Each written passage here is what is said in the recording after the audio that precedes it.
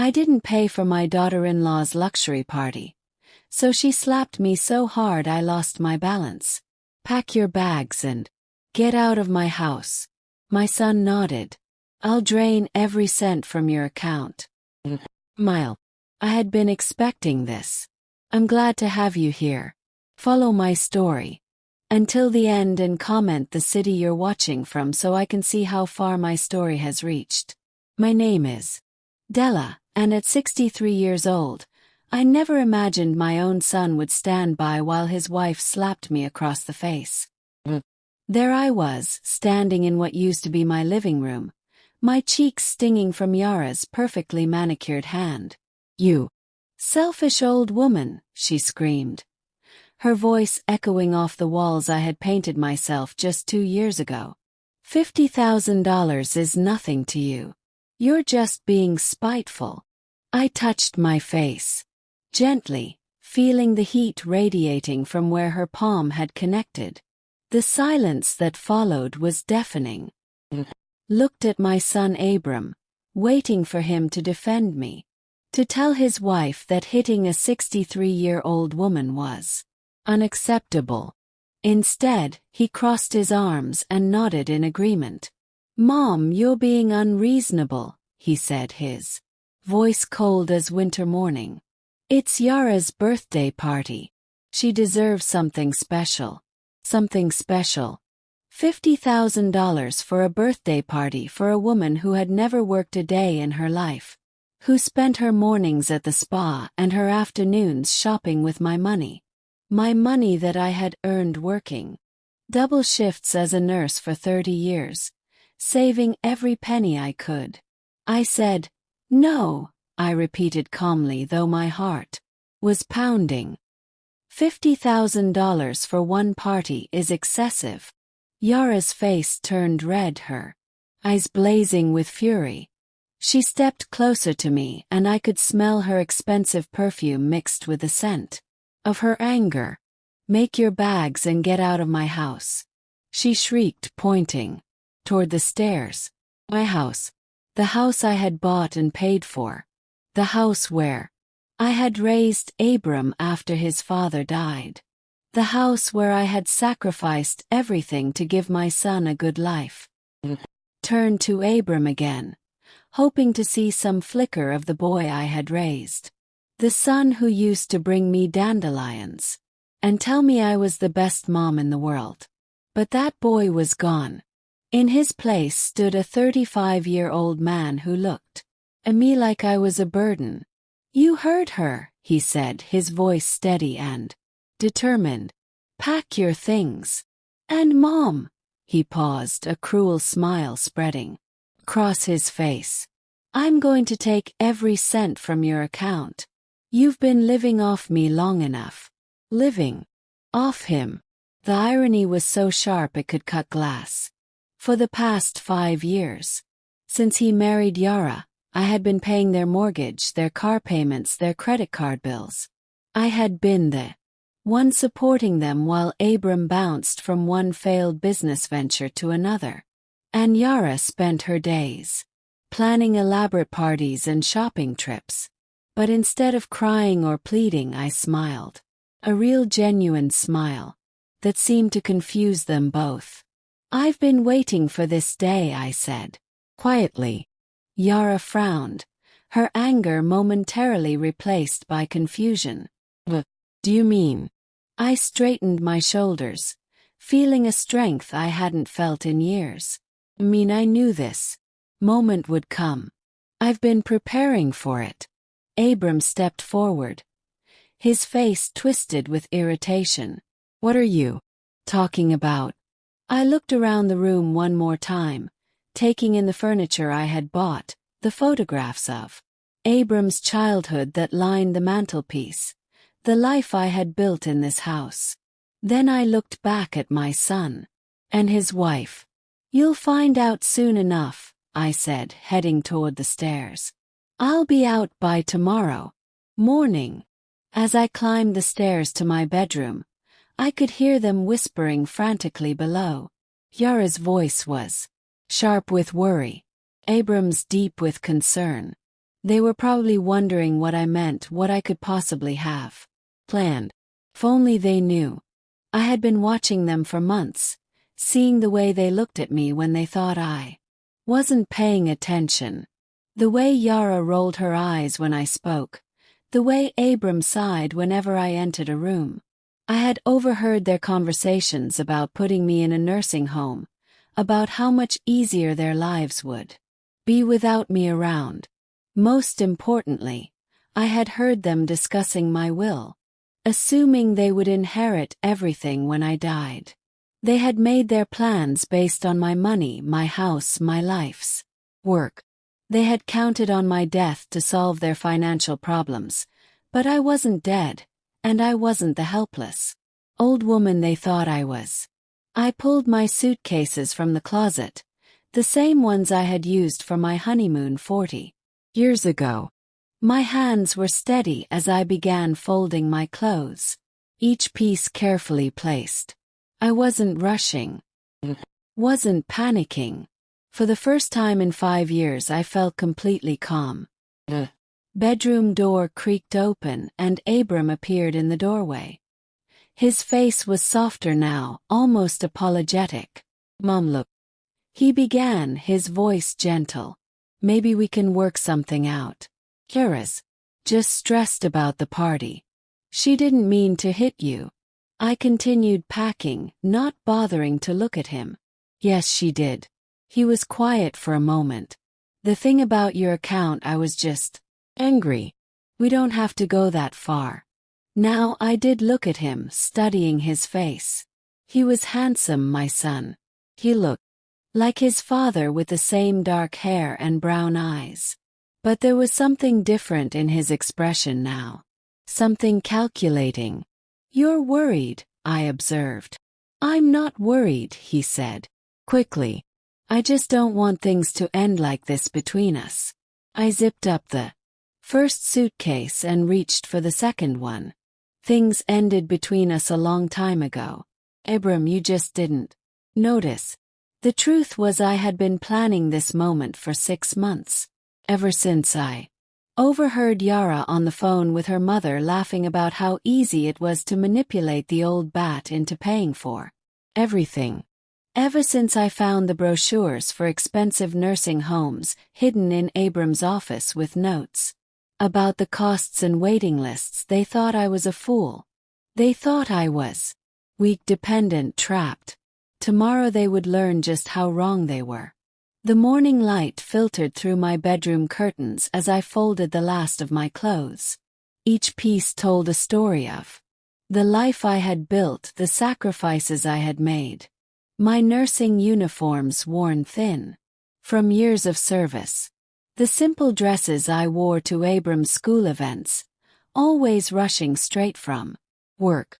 The black dress I had bought for Robert's funeral when my world collapsed and I became a single mother overnight. I was 28 when Robert died, a heart attack at 32, leaving me with a 5-year-old son and a mountain of medical debt that his insurance barely covered. I remember sitting in this very room, holding Abram while he cried for his daddy, wondering how I was going to survive. But I did survive. More than that, I thrived. I worked double shifts at the hospital, picked up extra weekend hours, took on private nursing cases when I could. I wanted to give Abram everything his father would have provided if he had lived. Every sacrifice felt worth it when I saw my son graduate high school, when he got accepted to college, when he walked across that stage to receive his diploma. I had been so proud, so foolishly, blindly proud. Now as I placed my jewelry box in the suitcase, I remembered the conversation that had opened my eyes. It was 3 months ago, late on a Tuesday evening. I had come home early from a doctor's appointment and heard voices from the kitchen. Yara was on the phone and Abram was making coffee. "The old woman is getting suspicious about the bills," Yara was saying, twirling a strand of her perfectly highlighted hair. "She actually asked me why the grocery bill was $800 last month." Abram chuckled. Just tell her you're buying organic. She'll buy anything if you say it's for her health. I don't know how much longer we can keep this up. Yara continued. She's not as stupid as she looks. Yesterday she asked to see the mortgage statements. My blood had run cold. I stood frozen in the hallway listening to my son and daughter-in-law discuss me like I was a mark in some elaborate con game. We just need to be patient, Abram said. The nursing home I looked at has an opening in 6 months, Sunset Manor. Expensive, but once she's there, we can handle her finances completely. Power of attorney, the works, and if she refuses to go, we'll get a doctor to say she's showing signs of dementia. Dr. Peterson owes me a favor from college. It won't be hard. I had backed away slowly, my heart pounding so loudly, I was sure they would hear it. That night, lying in bed, I made my decision. If they wanted to play games with my life and my money, I would play too. But I would play to win. The next morning I started making calls. First to a lawyer downtown, one I had found through a colleague at the hospital, then to a real estate agent I had met at church. The plan I developed over the following weeks was simple but effective. They thought I was weak because I was old. They thought I was helpless because I lived in their house, paid their bills, made their lives comfortable. What they didn't realize was that comfort had made them lazy, complacent. They had stopped paying attention to the details, like the fact that the house was still in my name only. When Robert died, I had refused to put it in joint ownership with anyone. It was my security, my safety net. Abram had tried to convince me to add his name to the deed several times over the years, but I had always declined, claiming it was too complicated. I thought I was being sentimental. In reality, I was being smart. Over the past 6 months, I had quietly sold the house to a property investment company. The sale wouldn't close for another month, but the contracts were signed. The money was already in an account they couldn't access. When they tried to put me in that nursing home, they would discover they had no home to inherit, no mortgage to worry about, no equity to dish out. The irony was delicious. I had also transferred all my savings to a new bank across town, one where Abram had never been listed as a co-signer. Every penny I had saved over 30 years of nursing was now safely out of their reach. The account they thought they could drain contained exactly $12.37, just enough to buy a cup of coffee and a newspaper. The jewelry box in my hands contained the only valuables I was taking with me: my wedding ring from Robert, a simple gold band that had cost him 2 months' salary, the pearl earrings my mother had given me before she died, a silver locket with Abram's baby picture inside from back when he loved me unconditionally. I lifted the locket, opening it to look at the tiny photograph. He had been such a beautiful baby with chubby cheeks and bright eyes full of wonder. I used to rock him to sleep every night, singing lullabies my own mother had sung to me. He would wrap his little fingers around mine and look up at me like I was the most important person in the world. When had that changed? When had I become the enemy instead of the woman who had given him everything? I think it started when Yara entered his life. She was beautiful, charming, sophisticated in a way I had never been. She came from money, knew how to dress, how to speak, how to make people notice her. And she made it clear from the beginning that I was an embarrassment, a reminder of Abram's humble origins. First, Abram defended me. He would tell Yara to be nice, remind her that I had sacrificed everything for him. But gradually, her influence grew stronger. She complained about my cooking, my clothes, my presence at family gatherings.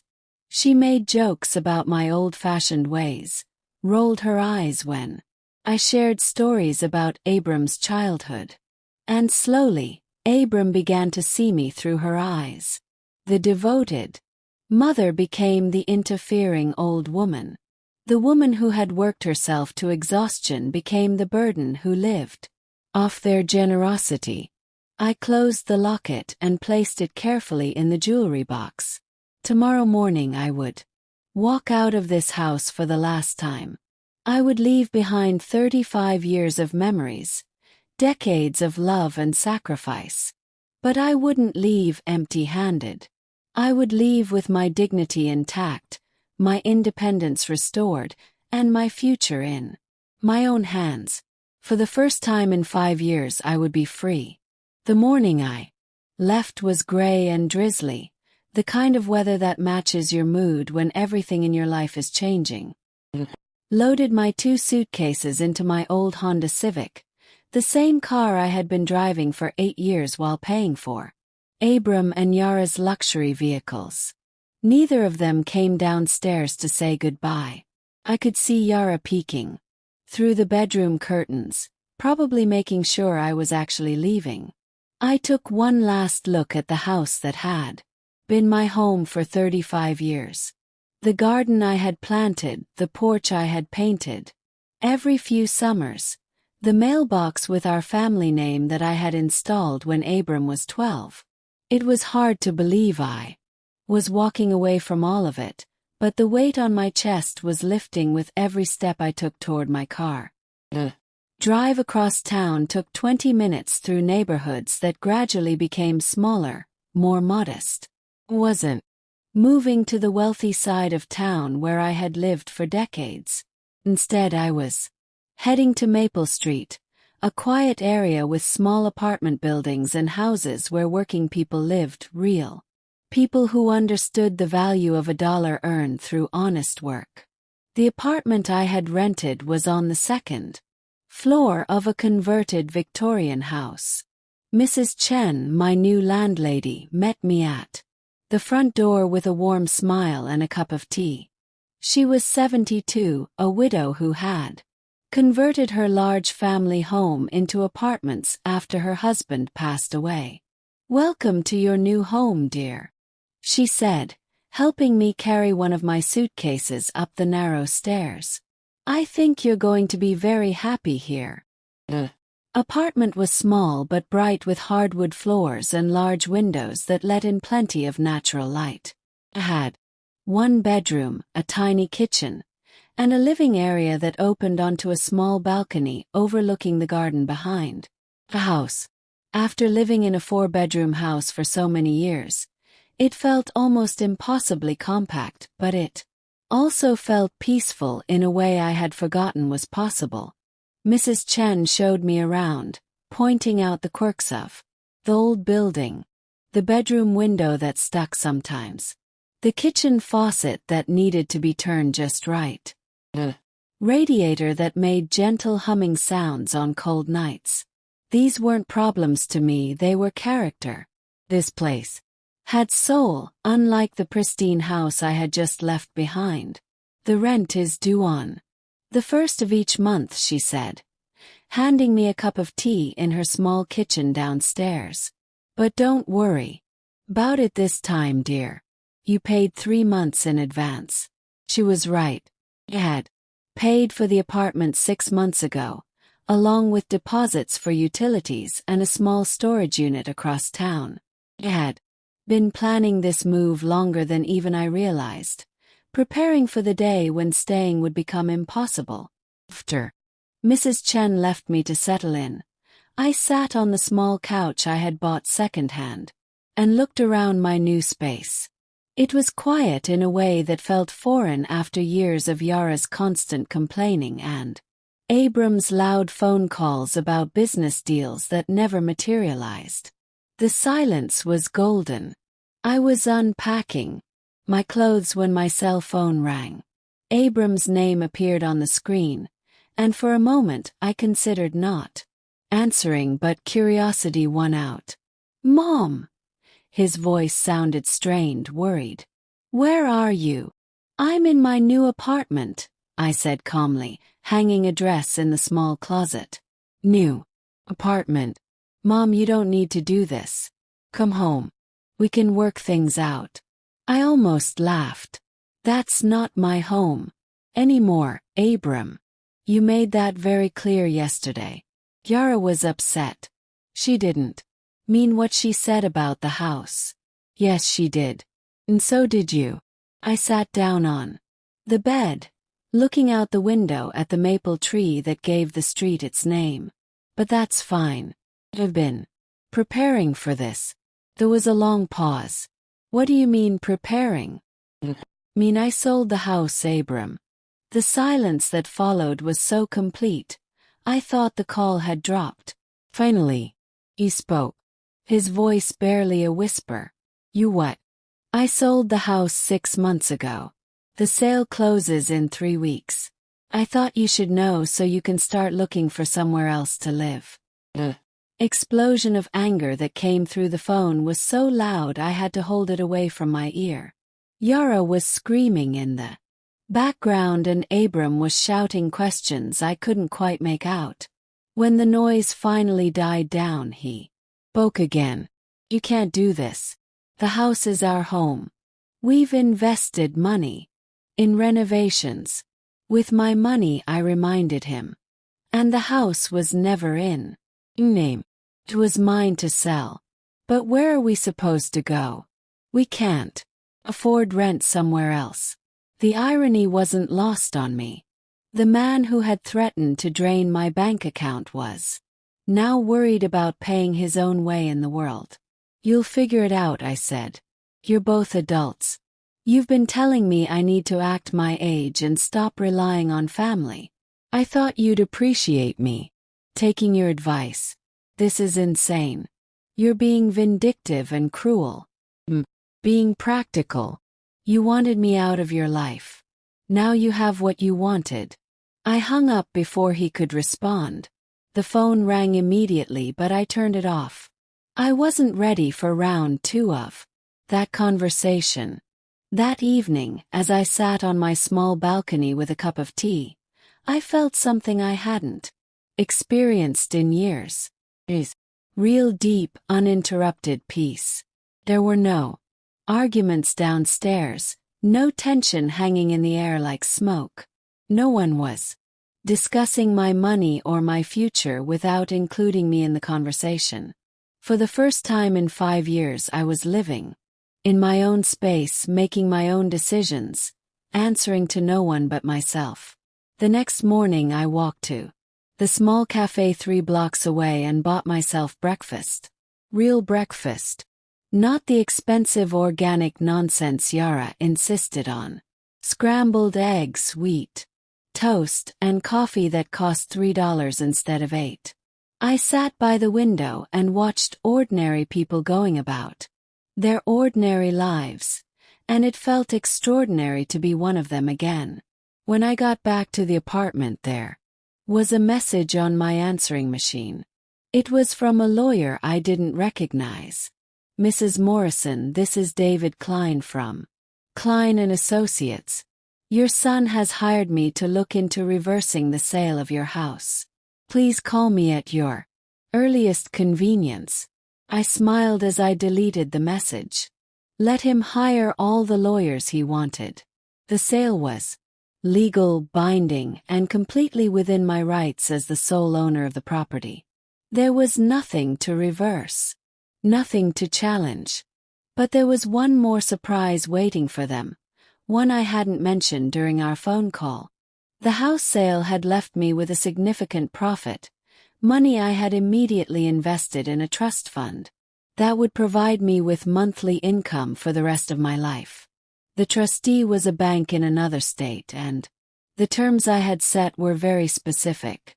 If anyone tried to claim I was mentally incompetent or unable to make my own decisions, the trust would be investigated by an independent board of doctors and lawyers. If they found me competent, which they would, any family member who had challenged my mental state would be permanently excluded from any inheritance. Abram and Yara thought They were dealing with a confused old woman who could be easily manipulated or discarded. They were about to learn that the woman who had raised a child alone, worked her way through nursing school, and built a life from nothing was far from helpless. Their real education was just beginning. It was Mrs. Patterson from next door who called to tell me about the scene at the house.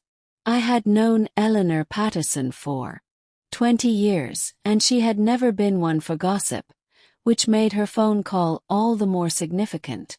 "Della dear," she said, her voice tight with concern. "I thought you should know. What's happening over there? That boy of yours and his wife have been shouting at each other for 3 days straight. Yesterday, I saw them loading boxes into their cars. Are they moving?" I was sitting in my new kitchen having just finished a simple lunch of soup and crackers. Through my window, I could see Mrs. Chen tending to her garden, humming softly to herself. The contrast between this peaceful scene and what Ella Lehner was describing felt surreal. "Believe they are," I said calmly. "The house sold, so they'll need to find somewhere else to live." There was a pause. And where will you go?" "I've already moved. Lena. I have a lovely little apartment across town." Another pause. Longer this time. "Well, good for you. That girl was never very nice to you. I used to hear her shouting sometimes when I was working in my garden." After I hung up, I sat quietly for a few minutes, processing this information. Part of me felt a twinge of something that might have been guilt, but it was quickly overwhelmed by a sense of justice. They had made their choices and now they were living with the consequences. The next call came from Yara herself. Had changed my phone number, but apparently she had gotten it from someone at the hospital where I used to work.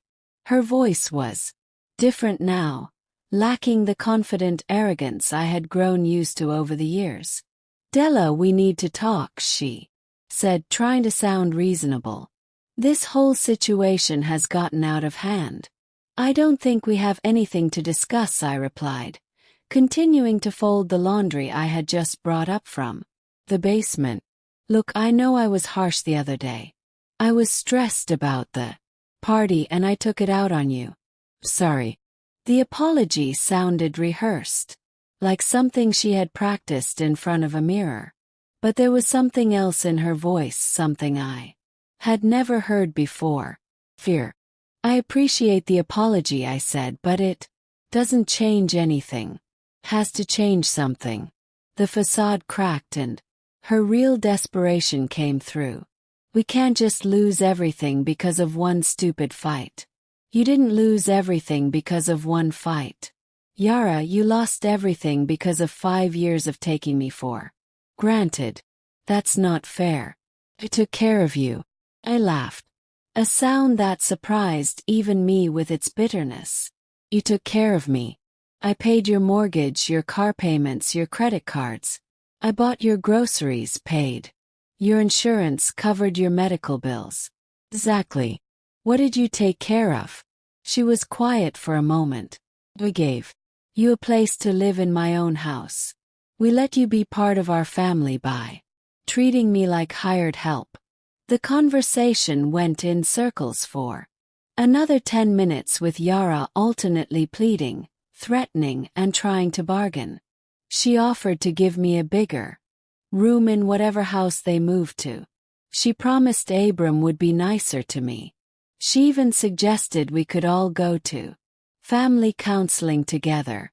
What she never offered was a genuine apology or any acknowledgement of how they had really treated me. Even in her desperation, she couldn't see me as anything more than a problem to be solved. I hung up when she started crying, not because I felt sorry for her, but because the tears felt as false as everything else about her. 3 days later, I was at the grocery store when I ran into Dolores Martinez, another neighbor from my old street.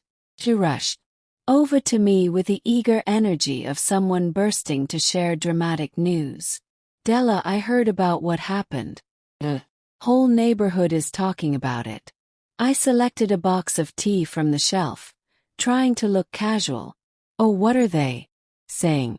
Well, the Hendersons saw moving trucks at your house yesterday. Susan Walsh said she heard Yara crying on the phone to someone about having to move into a one-bedroom apartment in the Riverside district. Riverside. I knew that area.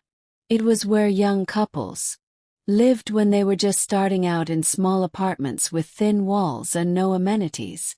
It was a far cry from the four-bedroom house with a large yard and two-car garage that I had provided for them. And Dolores continued, lowering her voice. Conspirator ally Jim Morrison from the hardware store said Abram came in asking about jobs. Apparently he's looking for work. This was interesting. Abram hadn't held a steady job in 3 years, always claiming he was working on business deals or investment opportunities that never materialized. I had been supporting all of his ventures, funding his failures with my nursing income and savings. That's good for him, I said, diplomatically. Everyone should contribute to society. Oh, absolutely. Dolores agreed quickly. Just surprising, you know. He always seemed to think he was above regular work. At evening, I called Margaret Foster, my oldest friend from the hospital. We had worked together for 15 years before she retired, and she had always been one of the few people who saw through Yara's act. I heard about your situation, she said without preamble when she answered the phone. Good for you, Della. It was about time. You think I did the right thing? Honey, you should have done it years ago. That girl was bleeding you dry and your son was letting her do it. Margaret had never been one to sugarcoat her opinions, which was one of the reasons I valued her friendship so. I ran into Carol Jenkins at the pharmacy today, she continued. She said, Yara came in looking for a job application. Can you imagine that girl who thought she was too good to work is finally going to have to get her hands dirty?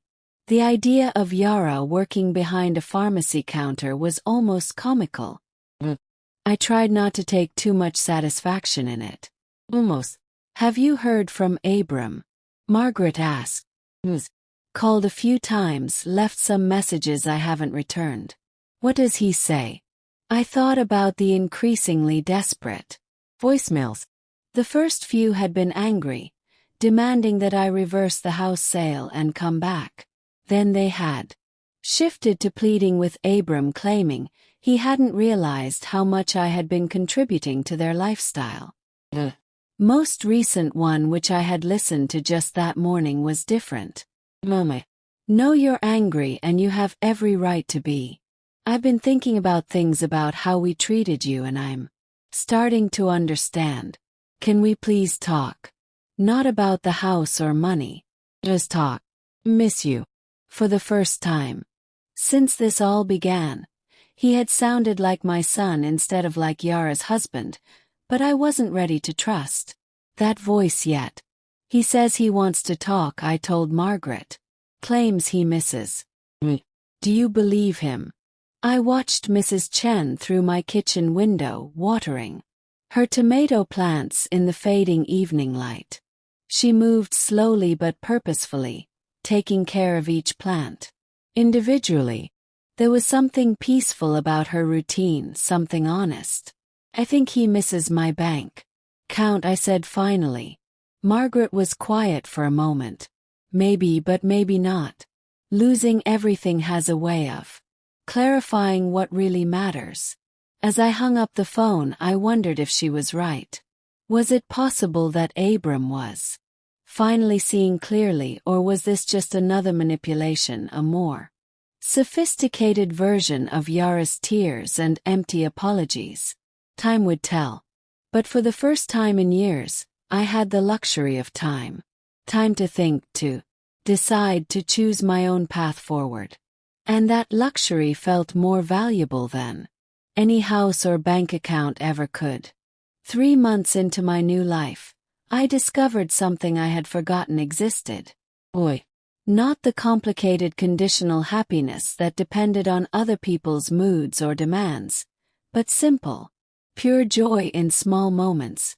It started with the watercolor class at the community center. I had always wanted to paint, but there had never been time.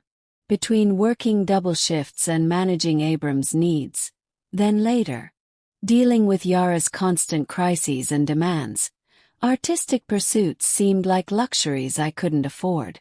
Now sitting in the bright classroom on Thursday mornings, mixing blues and greens on my palette, I felt like I was rediscovering a part of myself that had been buried for decades. You have a natural eye for color, said Helen the instructor, looking over my shoulder at my attempt to capture the maple tree outside my apartment window. Have you painted before? Only walls, I replied, and she laughed. Helen was 68, a retired art teacher who had started these community classes because she missed working with students.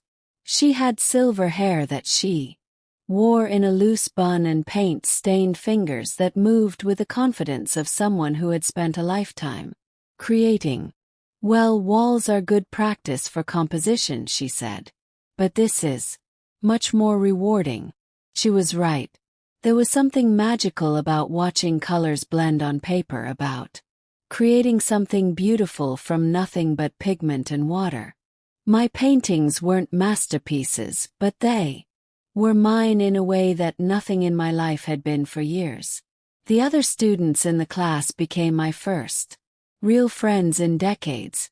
There was Dorothy, a 72-year-old retired librarian who painted flowers with meticulous detail. Frank, a widower in his late 60s who specialized in landscapes and had a dry sense of humor that made everyone laugh. And Maria, a 55-year-old former teacher who had taken early retirement to care for her aging mother and was now rediscovering her own interests. We started meeting for coffee after class, then expanded to lunch on Tuesdays and occasional trips to art museums in the city. For the first time since Robert died, I felt like I belonged to a community of equals, people who valued me for who I was, rather than what I could provide. It was Maria who suggested the beach trip. There's this little town on the coast, Hayside Heights. It's not fancy, but it's peaceful, perfect for painting seascapes. The idea excited me more than should have. I hadn't taken a vacation in 15 years, always claiming I couldn't afford it or couldn't leave Abram and Yara to manage on their own. Now I realized I had been the only thing stopping myself. We rented a small cottage for a long weekend in October when the summer crowds were gone and the light had that golden quality that painters love. I stood on the beach at sunrise watching the waves roll in, breathing salt air and feeling more alive than I had in decades. This is what freedom looks like, Dorothy said, setting up her easel beside mine. She was right. Freedom wasn't just the absence of demands and obligations. It was the presence of choice. The ability to wake up each morning and decide what mattered to you that day. While we were away, I received another letter from Abram. I had been getting them regularly, 1 or 2 a week, but I had stopped opening most of them. This one was different, though. The envelope was addressed in his own handwriting rather than typed, and something about it made me curious enough to read it. Dear Mom. It began, and I could almost hear his voice saying the words. I know you probably won't read this, and I understand why. I've had 3 months to think about everything that happened, about the way we treated you, and I'm ashamed of the man I became. Yara and I separated last month. She moved back in with her parents in California. She couldn't handle our new reality, the apartment, the jobs, the life without your support. When things got hard, she blamed everyone but herself. She blamed you for being vindictive, me for not standing up to you, the world for being unfair. She never once acknowledged that. We brought this on ourselves. I'm working now, Mom. Really working. I got a job at Henderson Construction, the same company where I worked summers during high school. Do you remember? You were so proud when I came home with my first paycheck, covered in sawdust and exhausted but happy. I had forgotten what that felt like, earning something through honest work. Living alone in that little apartment has given me time to remember things I had pushed aside. Like how you worked those double shifts to pay for my college. Like how you never missed a parent-teacher conference, even when you were so tired you could barely stand. Like how you always made my birthday special, even when money was. I remember the year I turned 12 when money was really bad after Dad died. You worked extra shifts for weeks to buy me that bicycle I wanted. I found out later that you didn't buy yourself a winter coat that year because you couldn't afford both. I never thanked you for that coat you didn't buy, Mom. I never thanked you for a lot of things. I'm not writing this to ask you to forgive me, though I hope someday you might. I'm not asking you to come back or to help us financially. I'm writing because I need you to know that I finally understand what I lost when I chose Yara's comfort over your dignity. I lost my mother, the woman who sacrificed everything for me, the woman who loved me unconditionally until I made that love impossible to give. Hope you're happy wherever you are. I hope you're painting or traveling or doing all those things you put off to. Take care of me. You deserve happiness, Mom. You always did love, Abram. I read the letter 3 times, sitting on the cottage porch while my friends painted the sunset. Each reading brought different emotions. Surprise, skepticism, sadness, and something that might have been hope. Was this real?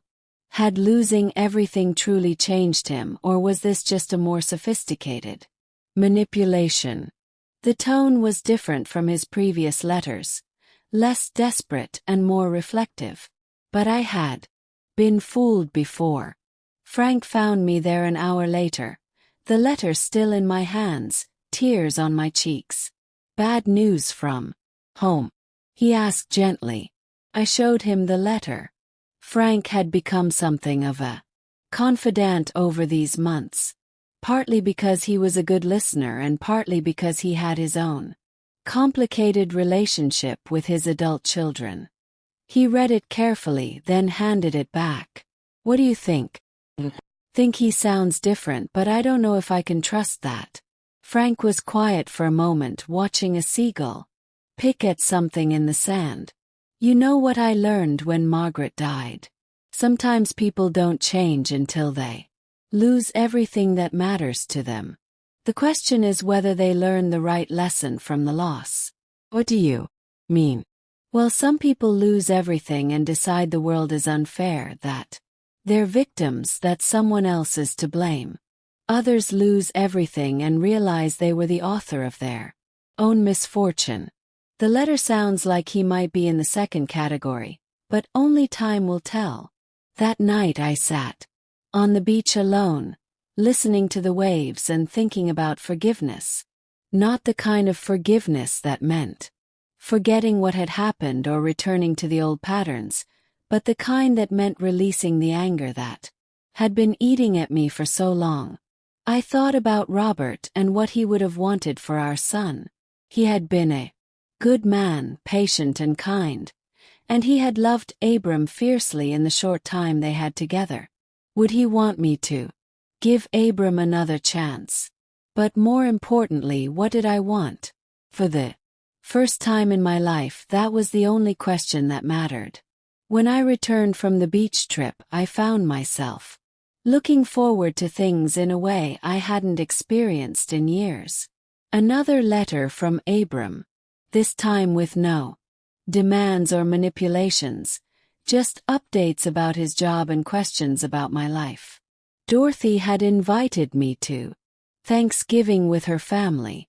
Maria and I were planning a Christmas trip to see the lights in the city. My small apartment had become a haven filled with my paintings, books I actually had time to read, and the comfortable silence of a space that truly belonged to me. But in the quiet moments, I still wondered about my son. Was he really changing? Or was this all an elaborate performance? And if he was changing, did that mean I owed him a second chance? The answer, I was beginning to realize, wasn't about what I owed anyone. It was about what I wanted to choose freely and without obligation. For the first time in my life, the choice was entirely mine. 1 year after I walked out of that house, I was standing in front of my easel on a Saturday morning working on a painting of the harbor at sunrise when someone knocked on my door. Mrs. Chen was visiting her daughter in Portland, so I wasn't expecting anyone. My painting friends usually called first, and the mailman had already been by. Through the peephole, I saw Abram standing in the hallway holding a small bouquet of flowers. Not the expensive arrangements Yara used to demand, but simple daisies and baby's breath from the grocery store. He looked different than he had a year ago, thinner but healthier somehow. His clothes were clean but modest, and his face had the kind of weathered look that comes from honest work. I opened the door but left the chain latch engaged. "Hello, Mom," he said quietly. "I know I should have called first." "Yes, you should have." My voice was calmer than I felt. "What do you want, Abram?" "I wanted to see you, to talk to you, and to give you these." He held up the flowers, not because I'm asking for anything, but because it's Saturday and I used to bring you flowers on Saturdays when I was little. I remembered. He had picked dandelions from the yard, presenting them to me with such pride that I had put them in my best vase and displayed them on the kitchen table like they were roses. "I can't stay long," he continued. "I have to work this afternoon, but I hoped we could talk for few minutes." I studied his face through the crack in the door. There was no desperation there now, no calculation. He looked like someone who had accepted disappointment and learned to live with. I unlatched the chain and opened the door. "Come in," I said. "But I'm not making coffee. You get water or nothing." He smiled at that, a real smile that reminded me of the boy he used to be. "Water's fine." He looked around my small apartment, taking in the paintings on the walls, the books stacked on every available surface, the comfortable chaos of a life lived for one person's pleasure. "This is nice, Mom. Really nice. Feels like you." Handed him a glass of water and sat down across from him. "What did you want to talk about?" He was quiet for a long moment, rolling the glass between his hands.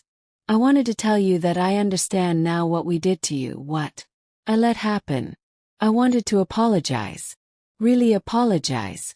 Not because I want something, but because you deserve to hear it. I'm listening." When Yara left, when I was sitting alone in that apartment for the first time in my adult life, I started remembering things, real things, not the story I had told myself, about how generous we were to let you live with us. He shook his head, the arrogance of that. "We let you live in your own house." I didn't say anything. This was his moment to speak, and I wanted to hear what he had to say. "Remembered how you used to wait up for me in high school, no matter how late I came home from work or dates. How you never missed a single one of my baseball games, even when you had worked a double shift and could barely keep your eyes open. How you cried at my college graduation because you were so proud." His voice caught slightly.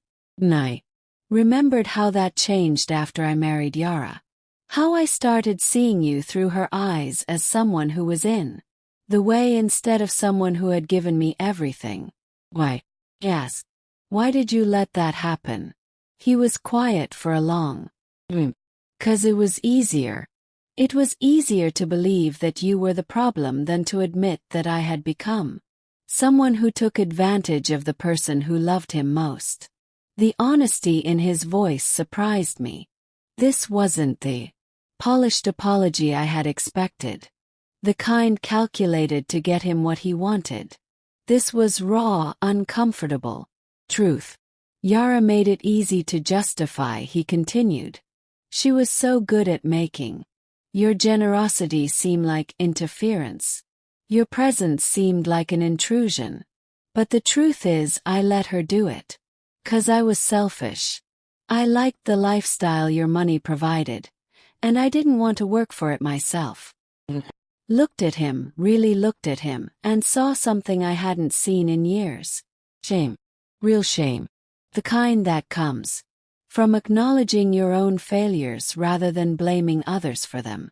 What do you want from me now? Asked. Nothing, he said. And I believed him. I want your forgiveness someday if you can manage it. And I want the chance to show you that I'm not that person anymore.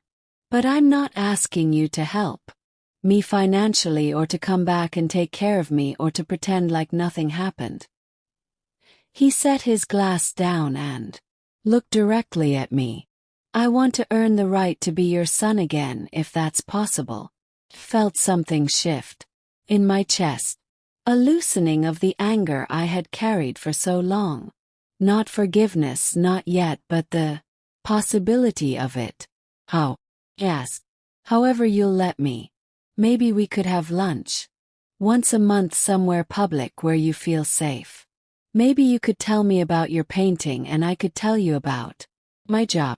Maybe we could start small and see if we can build something real this time. I thought about the life I had built over the past year. The friends who valued me, the hobbies that brought me joy, the peace I had found in my small apartment. None of that would change because I chose to give my son a chance. It was all still mine, secure and independent of his presence or absence in my life. Once a month, I said. Finally. Lunch at Romano's on 3rd Street. We split the check. And if you ever try to manipulate me or ask me for money, it's over permanently. Relief flooded his face. Thank you, Mom. I won't let you down. You already did let me down, Abram. The question is whether you've learned enough to avoid doing it again. He stood up, leaving the flowers on my coffee table. Ev. Promise. Ev. After he left, I sat with his flowers for a long time, thinking about second chances and the difference between forgiveness and foolishness. The truth was, I didn't know if he had really changed or if this was just a more sophisticated version of his old manipulations. But I realized it didn't matter. I wasn't the same woman who had lived in fear of losing his love, who had sacrificed her own dignity to maintain a relationship with someone who didn't respect her. I was stronger now, more complete in myself. If he disappointed me again, I would survive it. He proved himself worthy of trust. I would be glad to have my son back. But either way, I would be fine. That evening I called Dorothy to tell her about Abram's visit. She listened without judgment, then said something that crystallized everything I had been feeling. You know what I love about this story, Della? You're not making this decision from a place of need anymore. You're making it from a place of strength. She was right. For the first time in my relationship with my son, I had all the power. I had my own life, my own money, my own friends, my own happiness. I didn't need him to complete me or validate me or take care of me in my old age. I was choosing to give him a chance, not because I had to, but because I wanted to see if the man he was becoming was someone I could respect. 3 months later, we had our 4th lunch at Romano's. Abram told me about the promotion he had earned at the construction company, and I showed him pictures from my latest painting trip with Dorothy and Maria. We talked about books we had read, movies we had seen, the small details of our separate lives. It wasn't the relationship we used to have, built on need and obligation and unspoken resentments. It was something new, something honest, something between two adults who were choosing to know each other. As I walked back to my apartment that afternoon, I thought about the woman I had been a year ago, standing in that living room with a stinging cheek and a broken heart. Couldn't have imagined this life, couldn't have conceived of a happiness that belonged entirely to her. The greatest gift Yara had given me, though she would never know it, was that slap that forced me to finally choose myself. In trying to destroy me, she had liberated me. I was 64 years old and for the first time in my life, I was exactly where I wanted to be with exactly the people I chose to have around me. Living exactly the life I had created for myself. I had never been freer and I had never been happier. The woman who used to count her worth by how much she could give others had learned to value herself by how much joy she could create for herself. And that I realized was the only lesson that had ever really mattered. Now I'm curious about you who listen to my story. What would you do if you were in my place? Have you ever been through something similar? Comment below. And meanwhile, I'm leaving on the final screen 2 other stories that are channel favorites, and they will definitely surprise you. Thank you for watching until here. The story continues in the next chapter in the next linked video. But first, I need you to subscribe to join the family as we are looking forward to hit our first 10,000 subscribers target, and feel free to share your story in the comments. You matter, your voice does too.